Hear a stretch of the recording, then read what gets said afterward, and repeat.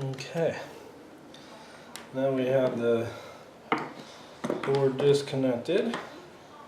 The next step is to remove the screws. There should be 4 on the main board. Again, we're going to note the position of the NASA controller, where we have the LED and the XP connectors. Facing the LED side, or the USB cable, and then the motor control is on the other side by the battery tray. And that's important that we get that on there when we use the double-sided tape, not only for getting the wires back in the original position.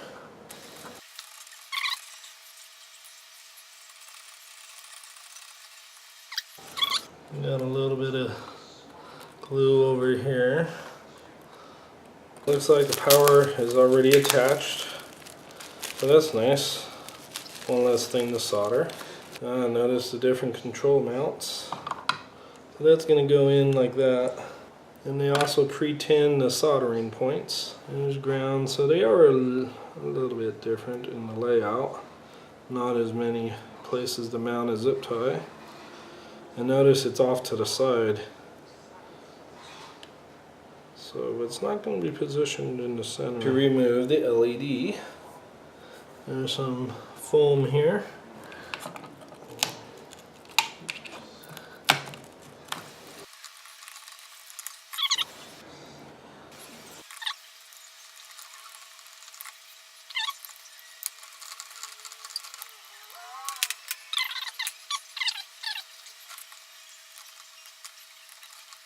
Okay, so I had to get one of my jeweler screwdrivers.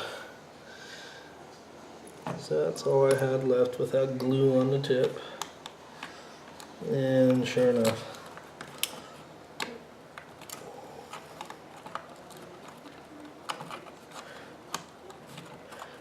I'm holding on the screen for the LED. Notice that they have that glued in there pretty well, so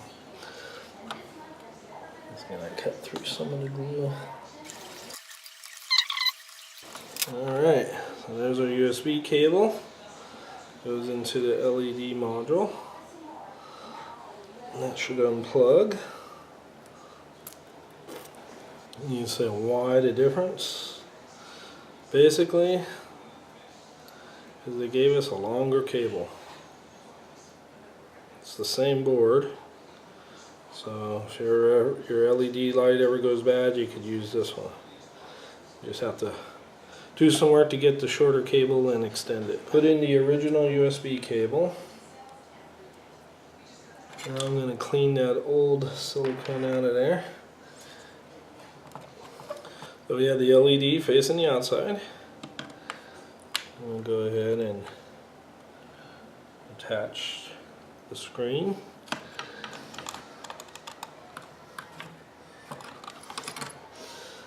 Okay, that's in place.